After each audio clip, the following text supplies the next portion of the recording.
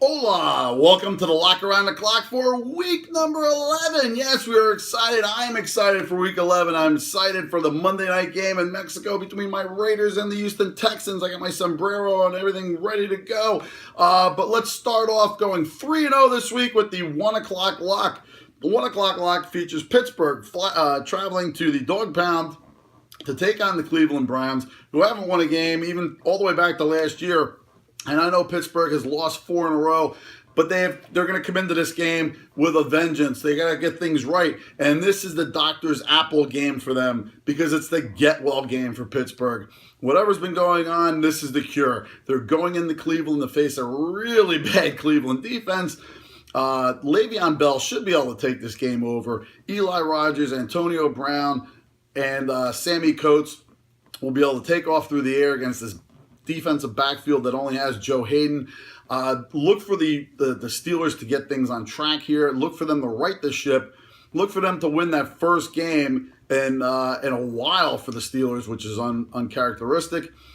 They look to be one of those teams that they struggled against a very good Cowboy team and an offensive line last week, as it showed.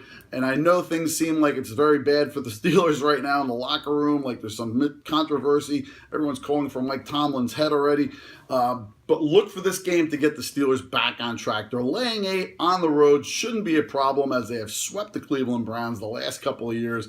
And I don't see this game being any different. I look for Pittsburgh to get going early and often, to control the tempo, especially with Le'Veon Bell, and they should be able to take care of business here, no matter which one of the 20 quarterbacks that Cleveland uses, or whoever they use in the first half, whoever they use in the second half. Thank you, Hugh Jackson, for that one last week.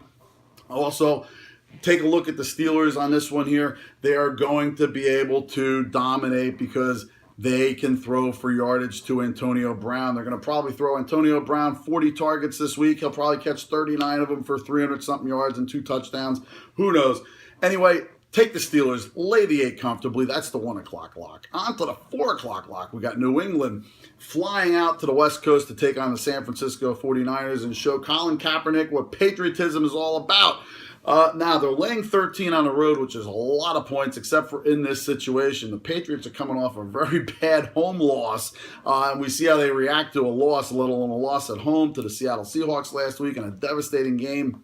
They lost Gronkowski probably for the week, but that's okay because Martellus Bennett is here. He's going to fill those big shoes and fill them well against the San Francisco team. Now, Colin Kaepernick is definitely going to be using his legs in this game. The running game will affect New England a little bit, but look for New England to wear them out. By the second half, they should put the pedal to the metal, as Belichick usually puts the foot to the throat.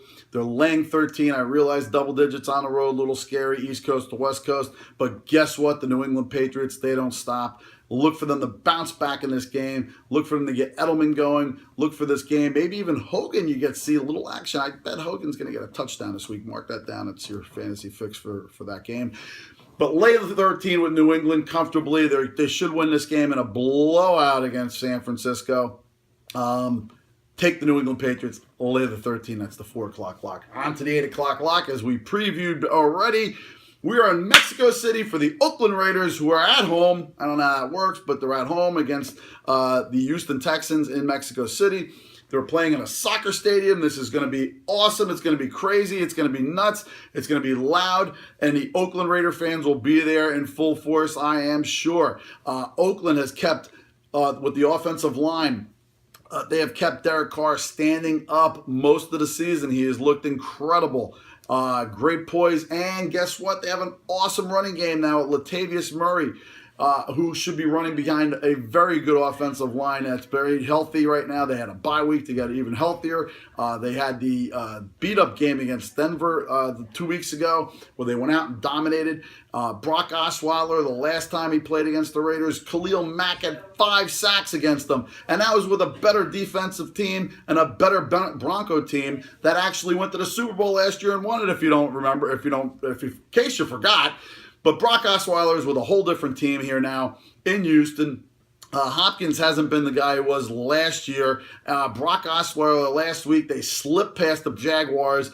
He threw for under 100 yards. look for Khalil Mack, Jihad Ward, look for the linebackers to come in, Bruce Irvin to stop the run, and Lamar Miller. Look for them to control the tempo of this game with the defense. The Oakland Raiders are starting to gel on defense. I don't know what it was Del Rio said to Ken Norton Jr. a few weeks ago when he was on the hot seat, but whatever it was, it worked and they look good. And the offense, we don't need to say much more about them between Crabtree and Cooper, Seth Roberts. Look for this game to get out of hand by the second half. Look for Khalil Mack to get a couple sacks. Look for Osweiler to brock up and fall down a number of times under that Oakland defense. They're laying 6, and it shouldn't be a problem for the Oakland Raiders to win this game by double digits. That's the 8 o'clock lock.